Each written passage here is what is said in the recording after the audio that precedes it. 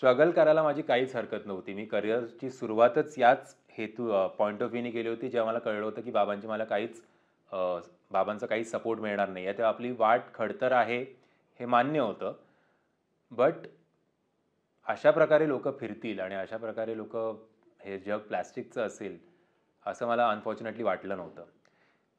म्हणजे बरेच वेळा मी आता स्वतः मुलुंडला राहिला आहे. तर मुलुंड आणि ठाण्याला जेव्हा प्रयोग असतो काही लोकांचा, तेव्हा मग ते मला आणि आईला बोलवतात, की प्रयोगाला ये. तर आधी आम्ही जायचो, की बाबा चल स्ट्रगलचा भाग आहे, गेलं पाहिजे आपण तिकडे. आणि मग प्रयोग संपल्यानंतर हल्ली एक नवीन प्रथा आली आहे, की प्रयोग संपल्यानंतर सगळे कलाकार ऑडियन्सचे आभार मानतात आणि मग तो एक कर्टन कॉल देतात. तर ते जेव्हा चालू असतं, तेव्हा मग मला आणि आईला प्रत्येक वेळेला वर बोलवलं जातं आणि मग सांगतात, की ही विजू मामांची मिसेस, हा विजू मामांचा मुलगा आणि आमचं आणि विजू मामांचं किती चांगलं हे होतं. आज ते लोकं सपोर्ट करायला आले आहेत. वरच सुद्धा एक उत्तम अभिनेता आहे. माझं असं होतं, तुम्हाला माहिती आहे ना मी अभिनय करतो. तर मला द्या ना तुमच्या नाटकात. मी ₹500 मध्ये 250 मध्ये पण काम करायला तयार आहे. फक्त मला एक प्लॅटफॉर्म तर द्या काहीतरी. मला आणि आईला असं तुम्ही नाचवत बसू नका आणि मग विजू मामानी आणि सगळं ग्रेट आहे बोलायची काय गरज आहे. तर त्यानंतर आम्ही ते पण जाणं बंद केलं, की याला काहीच अर्थ नाही आहे. तुमच्याकडे काम असेल तर माझी पैशांची पण काही अपेक्षा नाही आहे. तुम्ही काम द्या. चांगली भूमिका करायची आहे.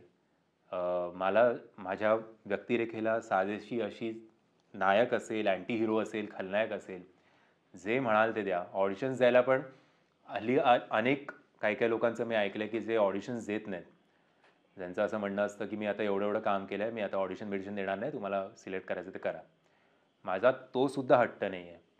मी पुन्हा हे करायला सुद्धा रेडी आहे, की आत्ताच जे लोकं आय थिंक करिअरच्या स्टार्टिंगला ती पाटी घेऊन असतात, फोटो की आपलं नाव लिहिलेलं असतं, नंबर लिहिलेलं असतं आणि प्रोफाईल आणि सगळे ते दाखवायचे असतात आपल्याला. ते मला माझ्या वयाच्या करायला लागलं नाही.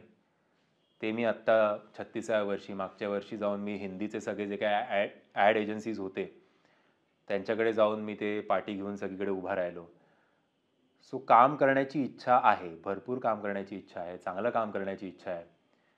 बट काम मिळालं तर पाहिजे. प्रॉब्लेम तोच होतोय.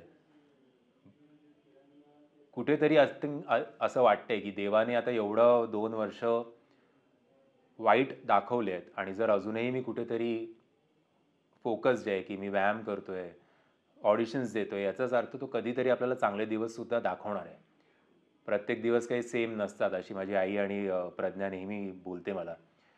आता शेवटी मी माणूस आहे, कधी-कधी एक दिवस असा येतोच, की आपण अख्ख्या त्या शेलमध्ये जातो. बट त्या शेलमधनं ॲटलीस्ट मग म्हणतात ना, की देव तुम्हाला कधी-कधी ही बाजू कमी देतो, तर दुसऱ्या साईडने तुम्हाला व्यवस्थित पाठिंबा देतो. तर ॲटलीस्ट मी त्या बाबतीत ब्लेस्ड आहे. असं मी म्हणेन, की मला ॲटलीस्ट घरचा सपोर्ट चांगला मिळाला आहे आणि YouTubeचं जे काही माझं चाललं आहे त्याच्यामुळे ॲटलीस्ट माझा बेसिक खर्च निघतोय.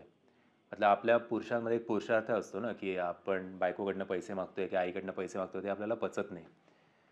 तर ॲटलीस्ट YouTubeमुळे ते सुद्धा तो प्रॉब्लेम निघून गेला आहे. पण YouTubeमध्ये काय होतं ना, ते असं आजच्या ठळक बातम्या असं दिल्यावर का त्या फ्रेममध्ये बसून राहणं आणि रिव्ह्यू व्हिडिओज करणं, हे माझं ड्रीम नाही आहे.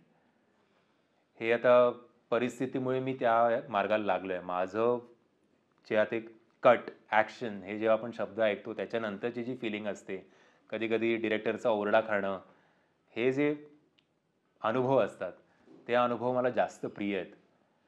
म्हणजे मालिका आणि सिनेमामधल्या लोकांशी आलेले अनुभव मी तुमच्याशी आत्ता शेअर केलेच. बट मला नाटकांचं सुद्धा काही-काही गोष्टी कळत नाहीत. ज्या नाटकाच्या संस्था आहेत त्यांच्याकडे मी गेलेलो आहे काम मागायला.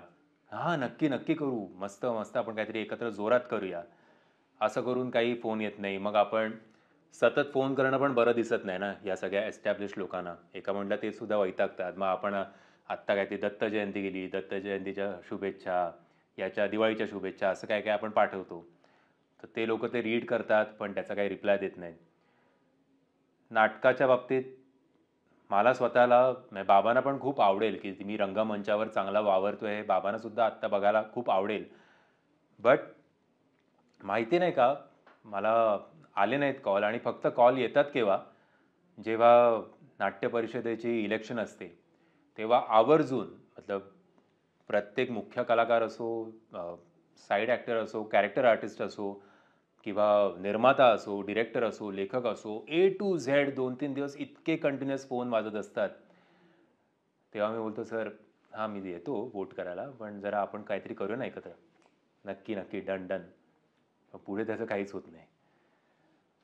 जी लोकं मतं मागायला फोन करतात, ती लोकं काम द्यायला का चाचपडतात मला कळत नाही. आणि असं हे पण बरेच वेळा बोलून झालं की कोणाचा इगो असेल तर तो पण मी इगो सॅटिस्फाय करण्याचा प्रयत्न केलाय की बाबा मी हात जोडून आलोय की सर प्लीज काम द्या, काहीतरी या वर्षी तरी आपण काम करू. असे करत करत 10-15 वर्ष निघून गेले, पण काही काम म्हणजे तो योग आला नाही अनफॉर्च्युनेटली.